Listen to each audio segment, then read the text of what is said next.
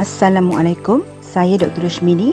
Saya ialah seorang doktor, perunding kecantikan dan penggemar makanan yang lazat dan berkhasiat.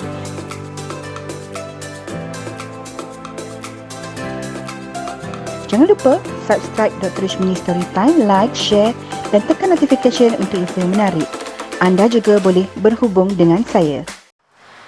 Assalamualaikum, apa khabar? Saya Dr. Rushmini. Hari ini doktor akan memberi penerangan tentang perbezaannya di antara virus dan bakteria.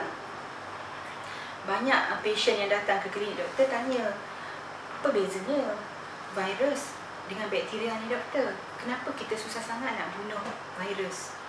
Kan itu yang diorang tanya doktor lah. Okey, perbezaan antara virus dengan bakteria ni, dia memang betul benda hidup. Maknanya dia hidup dan dia boleh membiak. Okey, secara sendiri. Okey, katalah dia duduk di dalam roti contohnya.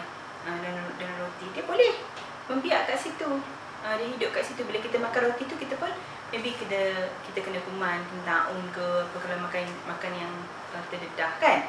Maknanya itulah bakteria. Ataupun dia duduk dalam saluran nafas kita, rongga pernafasan kita ke, dia membiak je kat situ kan, tapi dia tidak masuk ke dalam sel kita. Dia duduk kat situ, dia mengganggu sajalah, itulah bakteria. Ataupun dia masuk kena kat kulit kita, paling-paling pun kita picit dia jadi nanah lah, itulah bakteria. Tapi virus ni dia bukan macam tu. Dia tidak boleh membiak sendiri. Virus tak boleh membiak sendiri. Virus akan masuk ke dalam sel kita dan mengganggu sel. Kita tengok virus denggi, apa dia buat? Virus denggi, bila dia masuk ke dalam darah kita tu, dia akan pergi kepada platelet. Platelet tu apa? Platelet tu adalah sel darah yang kecil tu. Dia masuk dalam platelet, dia duduk dalam tu, membiaklah kat dalam platelet tu sampai platelet tu pecah, kan? Jadi menyebabkan kita mengalami kekurangan platelet. Bila mengalami kekurangan platelet, apa berlaku pada kita? Kita akan mengalami perdarahan secara spontan. Maknanya darah hidung lah, darah dekat usus lah, muntah berdarah lah. Pendarahan secara spontan sebab kita tak ada ejen pembekuan darah. Sel darah kita ni, iaitu dinamakan sebagai platelet, pentingnya ialah untuk membekukan darah. Okey, macam mana tu? Maknanya bila kita luka, mula-mula darah keluar, lepas kita akan tengok luka tu stop sendiri. Pernah kan luka kena pisau, lepas tu luka tu stop sendiri. Maknanya platelet telah bekerja, dia telah membeku dan darah pun menjadi stop. Jadi kita boleh namakan, boleh katakan platelet ni macam gam lah ibaratnya. Gam kita, tak nak bagi luka tu lama kan. Apabila platelet tak ada, terlanggar sikit je dah berdarah kan, tersalah sikit je dah berdarah tu. Jadi virus denggi ni bahaya sebab dia duduk dalam sel. Begitu juga dengan virus flu, virus sesama. Virus sesama bila dia masuk dalam badan kita, dia duduk dalam sel. Dia duduklah dalam sel-sel pada tekak kita. Jadi dia susah sangat nak hilang, melainkan kita sendiri tingkatkan antibody ataupun imuniti kita lawan dia. Macam mana tubuh manusia ini boleh meningkatkan imuniti? Itu yang kita kena sentiasa bincangkan di waktu COVID-19 ni. Macam mana kita nak tingkatkan imuniti kita?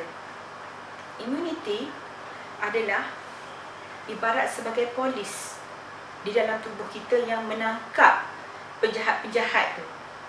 Orang yang tak ada imuniti, tak ada polis lah dalam badan dia. Maknanya imuniti dia kosong, tak ada. Banyak virus tu berkembang, membiak secara berleluasa. Tapi bagi orang yang ada immunity, sel-sel immunity tu akan pergi pada virus tu dan mematikan dia. Sel-sel ini yang dinamakan sebagai limfosit. Sel-sel limfosit ataupun T-cell ataupun sel-sel antibody yang membantu mematikan virus dengan cara menghancurkan virus tu. Terus je pergi hancurkan. Kalau kita tengok dalam bawah mikroskop kan, macam mana sel-sel immunity ni pergi dan membunuh virus tu, sangat menarik sekali. Dia akan menyerang virus dan virus tu akan terus pecah. Jadi kalau kita nak meningkatkan imuniti, vitamin yang terbaik untuk kita amalkan ialah vitamin C ataupun ascorbic acid. Kerana vitamin C adalah vitamin antivirus yang sangat berkesan.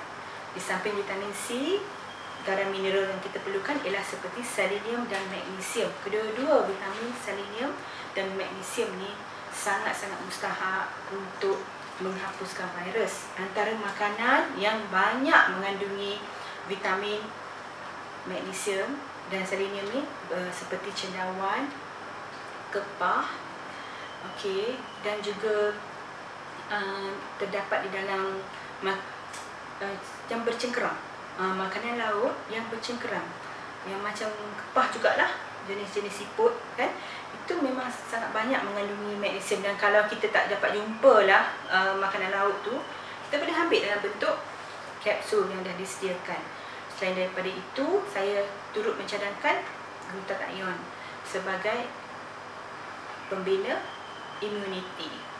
Sebab ini adalah makanan yang meningkatkan imuniti, yang melawan secara direct kuman-kuman COVID-19 ni. Sekian daripada saya. Semoga dengan panduan yang diberikan boleh membantu puan-puan meningkatkan antibody melawan kuman COVID-19, kerana virus tidak dapat dihapuskan dengan antibiotik, ya. Tak macam bakteria tak dapat dihapuskan dengan antibiotik. Kerana apa? Kerana virus bukanlah benda yang hidup dan membiak macam bakteria. Sebaliknya, dia memerlukan sel kita untuk hidup. Jadi, sel kita sendiri yang kena melawan dia.